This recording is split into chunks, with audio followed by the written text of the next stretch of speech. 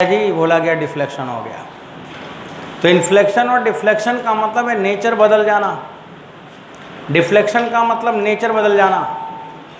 एक ऐसा पॉइंट आया कि जिसके पहले का नेचर और उसके बाद का नेचर एकदम उल्टा हो गया। उसे क्या कहते हैं? असंपटोट।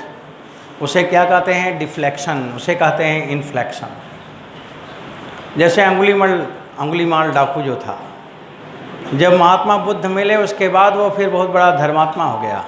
तो जहाँ उसके पहले का नेचर और उसके बाद का नेचर में एकदम उल्टा हो गया, तो उसे बोलते हैं कि उसके जीवन में डिफ्लेक्शन हो गया, उसके जीवन में इन्फ्लेक्शन हो गया। ऐसे इसके जीवन में भी इन्फ्लेक्शन है।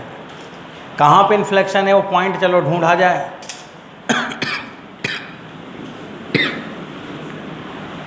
उसको ढूंढने के लिए आपको इसे 2 बार डिफ्रेंशिएट करना पड़ेगा। अगर एक बार डिफ्रेंशिएट कर दो तो मैक्सिमा और मिनिमा आता है, तो वो तो मेरे को पता है।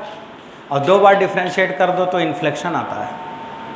कोई भी फंक्शन को एक बार डिफ्रेंशिएट कर दो तो मैक्सिमा और मिनिमा का पता करते हैं, और 2 बार डिफ्रेंशिएट कर दें तो इन्फ्लेक्शन डिफ्लेक्शन का पता करते हैं। कहाँ पे वो डिफ्लेक्ट हो जाएगा, कहाँ पे उसका नेचर बदल जाएगा, कहाँ पे कॉन्वेक्सिटी बदल जाएगा। तो यहाँ पे मेरे को 2 बार डिफ्रेंशिएट करना पड़ा, क्योंकि मैक्सिमा मिनिमा तो मैं जान रहा हूँ। अब केवल मेरे को इन्फ्लेक्शन जानना था। जब मैं इसे 2 बार डिफ्रेंशिएट करूँगा तो आप लिख लो कि मैं पाऊँगा वी गेट x बराबर प्लस माइनस r/2। वहाँ पे r/√2 आता था जहाँ पे मैक्सिमा था फील्ड में, और यहाँ पे r/√2 नहीं लिखा है, r/√2 लिखा है, r/2 लिखा है। तो r/2 यहाँ पे इन्फ्लेक्शन पॉइंट है।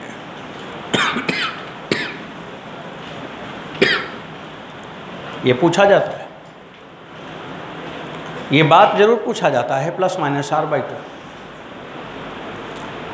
अब इसे कैसे पूछा जाएगा, क्योंकि मैथ नहीं है ना, फिजिक्स के ढंग से पूछा जाएगा।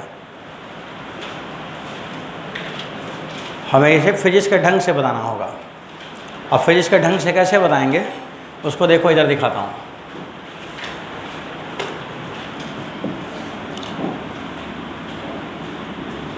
ये मैंने लूप लिया। अगर ये लूप ले लिया तो इसमें मैग्नेटिक मोमेंट है। अगर मैग्नेटिक मोमेंट है तो टार्क होगा, और टार्क का काम है घुमा देना, डिफ्लेक्ट करा देना। और वो टार्क के कारण गैल्वेनोमीटर काम करता है। टार्क के कारण आप करंट मेजर करते हैं। टार्क के कारण बहुत सारे हम डिवाइस बना देते हैं। तो बच्चों इसमें हम कोई डिवाइस बनाएंगे और उस डिवाइस से मैग्नेटिक मोमेंट पता करेंगे, और ये पता करेंगे कि वो डिवाइस कहाँ तक सेंसिटिव है, कहाँ तक वो सेंसिटिव है। तो सेंसिटिव कहाँ तक है? -r/2 से +r/2 तक ये सेंसिटिव है। तो जो ये आपको पॉइंट ऑफ इन्फ्लेक्शन मिल रहा है, इससे हम एक चीज़ पता करेंगे कि कोई डिवाइस कहाँ तक सेंसिटिव है।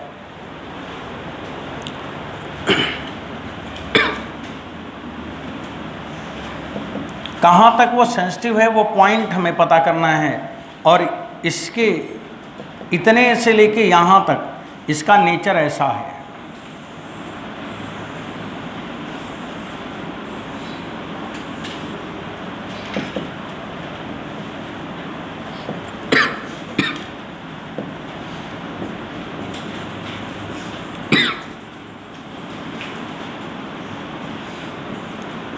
मैग्नेटिक फील्ड का ग्राफ ऐसा होगा, तो इसका नेचर ऐसा होगा। B का मैक्सिमम वैल्यू हमें पता है, ये B का ग्राफ हो गया, तो B ऐसे बदलेगा। अब -r/2 से +r/2 तक ये सेंसिटिविटी है इसकी। इसके आगे जब हम जाएंगे तब इसका नेचर बदल जाएगा।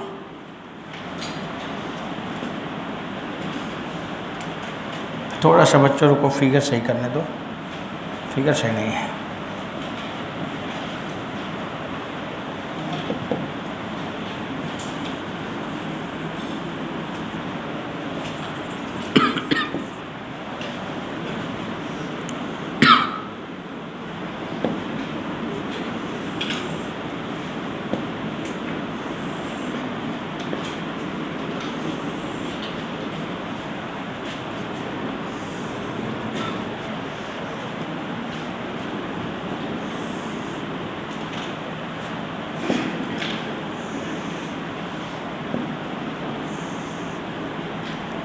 देखो जब इसके आगे चलेंगे आप तो इसका नेचर बदल जाता है। बच्चों इसके पहले थोड़ा समझ लो, इसके पहले ये है कॉन्वेक्स है, इसके बाद कॉनकेव है, इधर ये कॉनकेव है, इस पॉइंट के इधर, और इसके इधर क्या है कॉन्वेक्स है। तो इधर मैग्नेटिक नीडल अगर लेफ्ट में घुमाएगा तो इधर जाते ही वो क्या करेगा राइट में घुमा देगा, तो नेचर बदल गया ना, उसका डिफ्लेक्शन का डायरेक्शन बदल गया।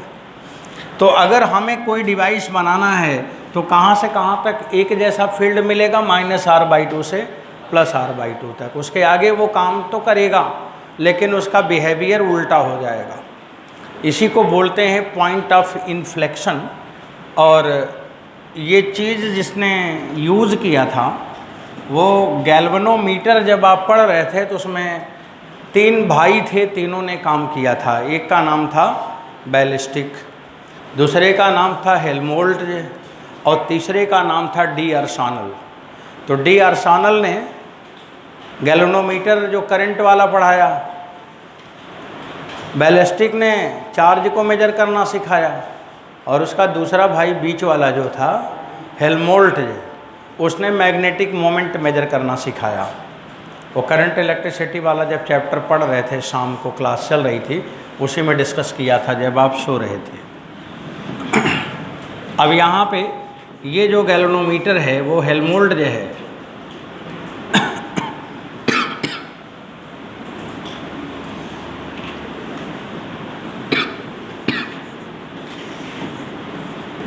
Helmholtz galvanometer.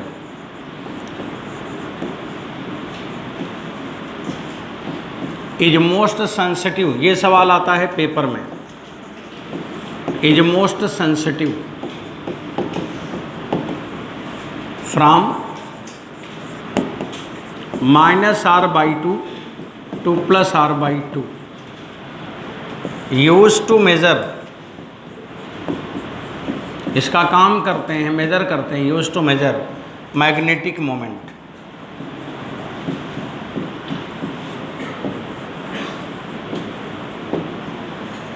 मैग्नेटिक मोमेंट को मेज़र करने के लिए काम लेते हैं। ये आपका प्रैक्टिकल वाला जो लैब मैनुअल है उसमें ये चित्र बना है और लिखा हुआ है। लैब मैनुअल फिजिक्स में हम न्यूमेरिकल थ्योरी और एक्सपेरिमेंट तीनों बताते रहते हैं, तीनों बात बताते हैं। आपने लैब नहीं किया है ना, लेकिन मैंने तो किया है एक एक पॉइंट का, इसलिए मैं आपको सब सिखाता रहता हूँ, सीखा करो ध्यान से। तो बच्चों ये पॉइंट ज़रा इम्पॉर्टेंट हो गया कि हमने मैग्नेटिक फील्ड का और कहाँ यूज़ कर सकते हैं, वो ग्राफ ध्यान रखना। ये सारी इन्फॉर्मेशन कवर हो गई। अब इसके बाद आप लोग लिखेंगे मैग्नेटिक फील्ड निकालेंगे हम अब सोलेनाइड। अब हमें मैग्नेटिक फील्ड किसकी पढ़नी है, सोलेनाइड का। तो अब आप लोग यहाँ पे अगला पॉइंट लिख लो, 5 मिनट का शॉर्ट ब्रेक होगा, तब सोलेनाइड और टोराइड सिखाएं।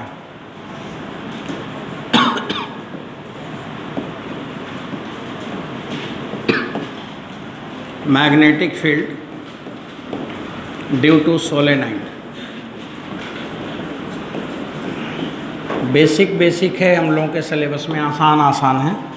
आप ध्यान से पढ़ते जाएंगे और कुछ जितना बोलूँगा उतना ही सुनना है, उससे न कम सुनना है न उससे कुछ ज़्यादा करना है।